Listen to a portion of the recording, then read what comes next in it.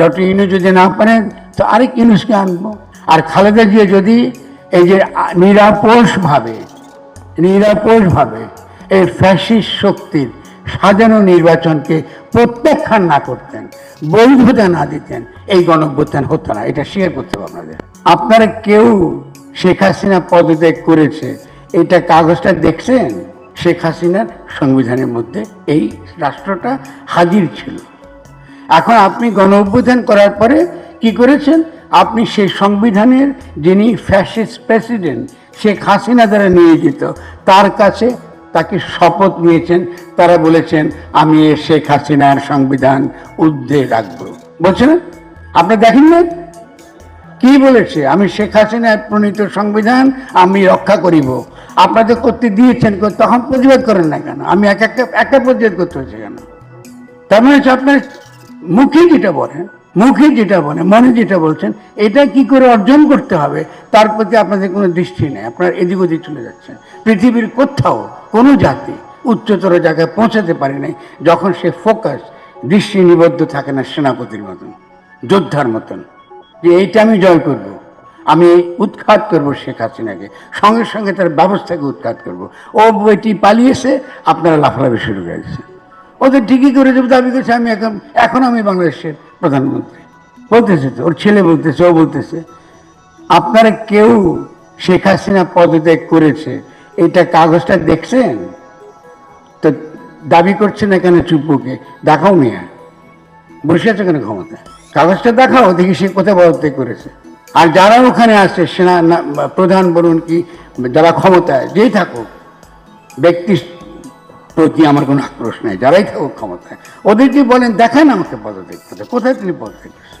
আপনি বুঝেছেন ষড়যন্ত্র কত গভীর? তাহলে এইটা যদি আমরা না খেয়াল করি, তাহলে কদিন পরে যে কোনো মুহূর্তে চুপ্পুর তার যে স্বাক্ষরের দ্বারাই কিন্তু এই সরকার বাতিল হয়ে যাবে। কেন? উনি কিন্তু এখনো প্রেসিডেন্ট, আর বাকিরা তাঁর উপদেষ্টা, চুপ্পুর উপদেষ্টা। তারা তিনি ইচ্ছা করলে কিন্তু কলমের খোঁজে একদিনে ফেলে দিতে পারেন। যখনই তিনি মনে করবেন যে এটা করার মতো শক্তি সমাজে আছে, তিনি কিন্তু এটা করে দিতে পারেন। ইতিমধ্যে এই যাদেরকে আমরা বলি কি আয়নাঘর, বিভিন্ন রকম গুম খুনের সঙ্গে জড়িত, যারা হত্যা করেছে দীর্ঘকাল, ওরা কিন্তু পালাচ্ছে। মুজিবুর রহমান পালাইছে, দেখি পারেননি কে ফেরত আনতে।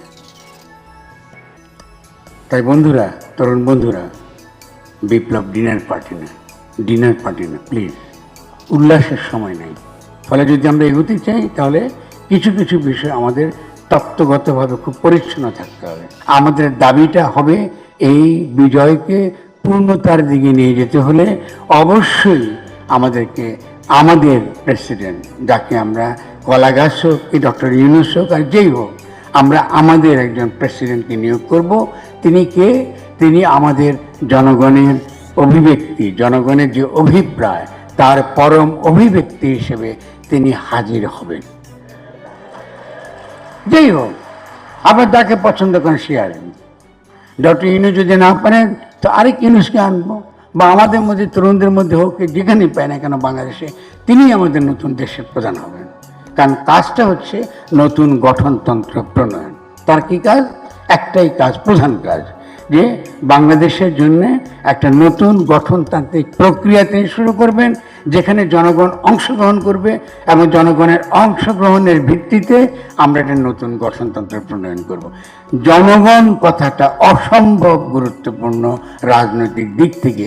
এটা হালকা কোনো শব্দ না। অত হামলা মামলা হেন কোনো কাম না যার বিরুদ্ধে শেখ হাসিনা তাদের দলটির বিরুদ্ধে এত কিছু করে খালেদাকে মেরে ফেলতে চেয়েছে, মিথ্যে মামলা দিয়েছে। আর খালেদা জিয়া যদি এই যে নিরাপোষভাবে এই ফ্যাসিস্ট শক্তির সাজানো নির্বাচনকে প্রত্যাখ্যান না করতেন, বৈধতা না দিতেন, এই গণঅভ্যুত্থান হতো না। এটা শেয়ার করতে হবে আপনাদের। একটা মানে দীর্ঘ লড়াই করলো নিজের মতন করে। তার দলের মধ্যে কিন্তু ভালো লোক নেই, কারো কথা তিনি শুনেন নাই। তিনি অসুস্থ অবস্থায় এই দীর্ঘ লড়াই করে গেছেন। কেন?